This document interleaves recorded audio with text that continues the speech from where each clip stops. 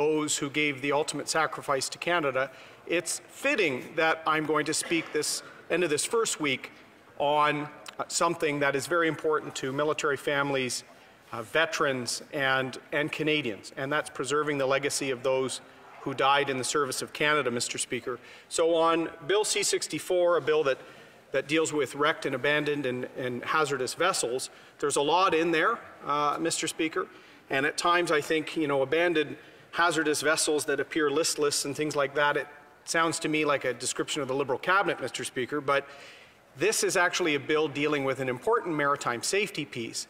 But it's an example of where the Senate and the House of Commons, but most importantly Canadians, have worked to make sure that Bill C-64 actually preserves something far greater than the maritime regulations for safety with abandoned vessels, because it's going to preserve the remains of those who died on the sea in service of our country, Mr. Speaker. So as a veteran, as someone who speaks regularly in the old chamber and now in this one on these issues, I'm honored to say a few words and to thank the Canadians who've helped with the Senate and with the House to make this legislation better, to preserve the legacy that we owe to our fallen, Mr. Speaker. This bill, as amended by the Senate, will allow the government to make regulations to protect, preserve Canada's war graves, Mr. Speaker. And I want to thank the Canadians, the patriotic Canadians who brought this to committee, brought this to the Senate, and pushed these amendments with collaboration of many members on both sides of this chamber. Project Naval Distinction was behind this effort, Mr. Speaker, and I want to thank their leaders. Most importantly, Captain Retired Paul Bender, a World War II veteran, Mr. Speaker, who's been fighting passionately on this issue to protect the final resting place of our servicemen and women for many years, and it's going to be achieved by this legislation. Alongside him, Vice Admiral Retired Denis Rouleau, Mr. Speaker. Alongside him, the Honourable Ian Holloway, a naval veteran himself, the Dean of Law at the University of Calgary, and then a good friend of mine, Richard Blackwolf, Mr. Speaker, the head of the Canadian Aboriginal Veterans and Serving Members Association. These volunteers and passionate Canadians have been pushing for this. I also want to add a friend and former staff member of mine, a naval lieutenant in the reserves and at law school now, Patrick White, Mr. Speaker, who worked for me when I was parliamentary secretary and when I was Minister of Veterans Affairs. He was one of the serving or veteran members of my office. I was so proud that as a law student, working alongside Captain Bender, he appeared before committee to make sure that we preserve this important testament to the people that gave their lives serving Canada. This is to preserve the final resting space of our merchant marine and warships, Mr. Speaker, where Canadians perished. Sailors, merchant mariners, in the longest single battle of the Second World War in particular. While there will be war graves from before that, many of the vessels that will get protection by regulations from this legislation are from the Battle of the Atlantic, which between 1939 and 1945 achieved victory in that conflict, Mr. Speaker. The single longest battle of the Second World War. So this legislation will recognize and define the war graves of these shipwreck sites, provide regulations around their preservation, and even attach penalties for the violations of these sacred areas, Mr. Speaker. Thank you to the amazing veterans and volunteer Canadians, passionate patriots who pushed to make this happen. The UK has had a similar legislation for about 20 years, the Protection of Military Remains Act, Mr. Speaker. And I want to also thank our allies in France, who the government in France has had legislation preserving their shipwrecks, and Captain Bender and the volunteers of Project Naval Distinction have actually worked with the French to protect HMCS Athabascan and HMCS Guysborough, which lie in French territorial waters, Mr. Speaker. So these volunteers have been working not just to make sure our legislation is better, they've been working with our allies. So merci beaucoup de notre allié en France, Monsieur le Président, pour ça. Let's review how profound the Battle of the Atlantic was, Mr. Speaker. 72 merchant Marine vessels lost, supplying the war effort, Mr. Speaker. Over 1,600 lives. In fact, I was proud. In fact, it was a Conservative MP, Elsie Wayne, that fought for years to make sure that our merchant marine veterans got better and appropriate recognition. Because their loss and casualty rate, Mr. Speaker, 1 in 7 was a casualty in the Second World War. So I want to thank those veterans and their families and let them know that we'll preserve those wrecks, Mr. Speaker. The Royal Canadian Navy lost 26 warships and 7 torpedo boats, Mr. Speaker. Thousands of lives, over 2,000 lives in the Battle of the Atlantic from the Royal Canadian Navy, Mr. Speaker. 752 from the Royal Canadian Air Force, flying in conjunction with the anti-submarine warfare type missions to protect the convoys. And as a proud naval air veteran in this House, I'm proud of the Navy and Air Force's tradition of working on this, Mr. Speaker. I'm proud to have served on the HMCS St. John's, Mr. Speaker, part of the air debt, where we continued that legacy of protecting the ships, protecting lives at sea from the subsurface threat. Incredible collaboration between the Merchant Marine, the Royal Canadian Navy, and the Royal Canadian Air Force and our allies to make sure the war effort was run.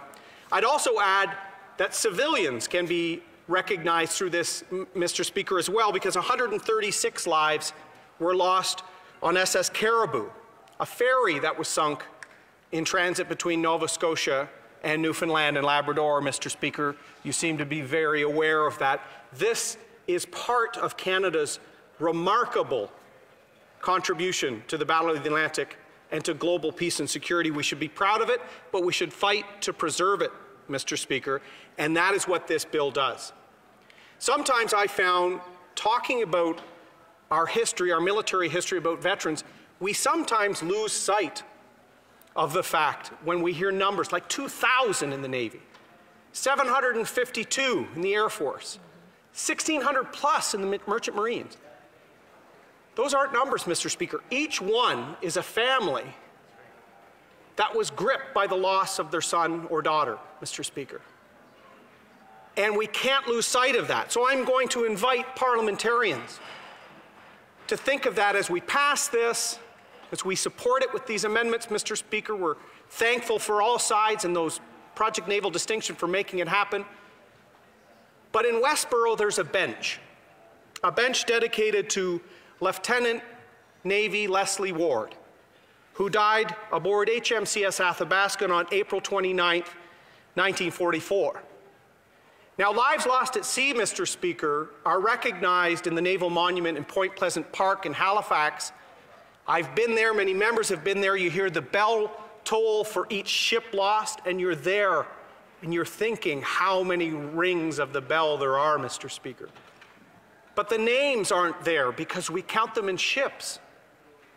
So years ago, decades ago, Lieutenant Ward was honored at the Point Pleasant Monument, Mr. Speaker. But fortunately, naval veterans and his family also honored him in Westboro on Wellington, Mr. Speaker. Just down the road. You can go have a seat on the bench in his honor and contemplate the thousands of Canadians who died serving us on the oceans. So to end my remarks on a Friday and to end my remarks with respect to those lives lost, I'm going to end with a few words selected from the Naval Prayer, Mr. Speaker. Preserve us from the dangers of the sea and from the violence of the enemy, that we may be a safeguard unto our most gracious sovereign and her dominion, that the inhabitants of the Commonwealth may be in peace and quietness to serve thee, and that we may return safely to enjoy the blessings of the land. Mr. Speaker, to those who did not return to enjoy the blessings of the land, this bill and its amendments, thanks to many Canadians, will preserve and protect their final resting place, lest we forget.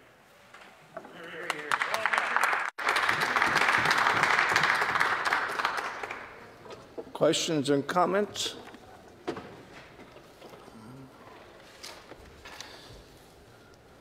The honourable member for Saanich Gulf Islands. I want to thank my honourable friend from Durham. I do believe this bill should be passed. The protection of war graves below the waterline is certainly something that has been attended to by the other place.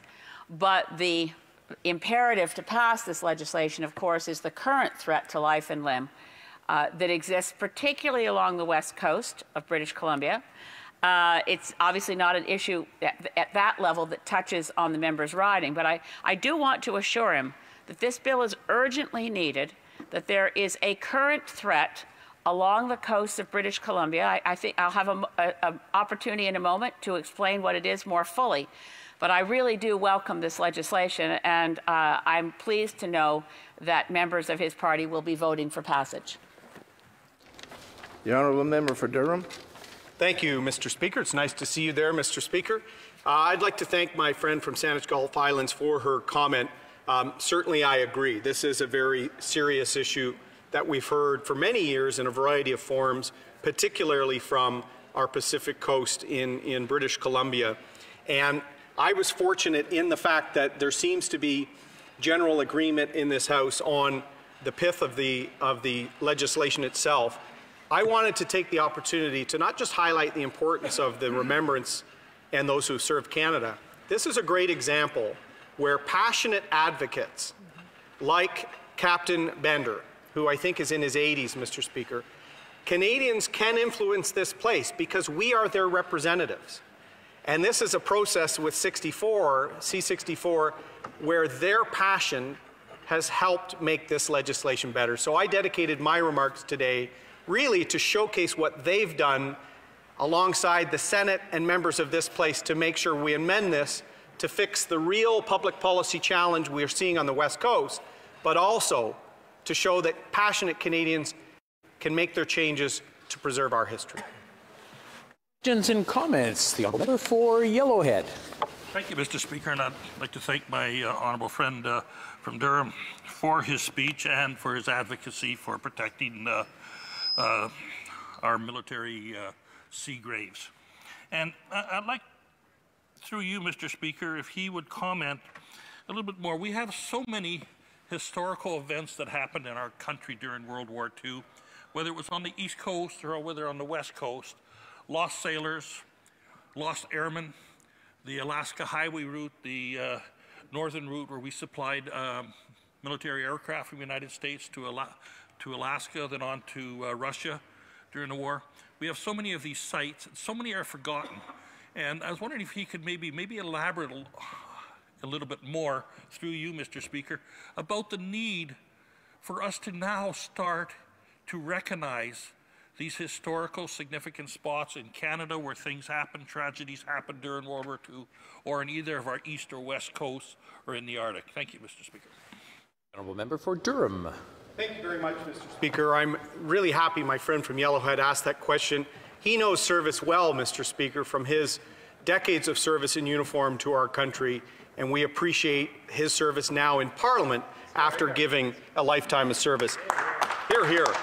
He's right. In fact, he and several of us were just talking about how special and sacred Beechwood National Cemetery here is in Ottawa, and how few Canadians actually know we have a national military cemetery here in our nation's capital. Certainly it's not as well known as the hallowed grounds at Arlington that I've had the privilege to lay a wreath at, Mr. Speaker, but Canadians should explore and know these places. I met with the passionate people, including retired General Bino of the Juno Beach Foundation, Mr. Speaker. They've now lost some private sector funding. This was something to preserve the landing place where thousands of lives in the Normandy operation were lost, starting at Juno, Mr. Speaker. They're now looking for funding. So I hope the new Minister of Veterans Affairs can work with them, because here was another example of passionate Canadians that actually opened the visitor center and museum in France on their own with really no help. Now there's a little operating funds, but I hope the government comes forward with a plan to actually preserve that, like they did with Vimy that we started and they opened. They can do this with Juno, Mr. Speaker, because my friend is right. McRae said over a century ago, Mr. Speaker, from failing hands we throw the torch, be yours to hold it high. We're now losing so many World War II veterans, Mr. Speaker. It's up to us to preserve that legacy. We can hold the torch high, not in combat, Mr. Speaker, but in recognizing their sacrifice, preserving their final resting places, and educating future Canadians who enjoy the country they provided us. Questions and comments. Questions et commentaires. Resuming debate. Reprise du débat. The honourable member for Saanich Gulf Islands.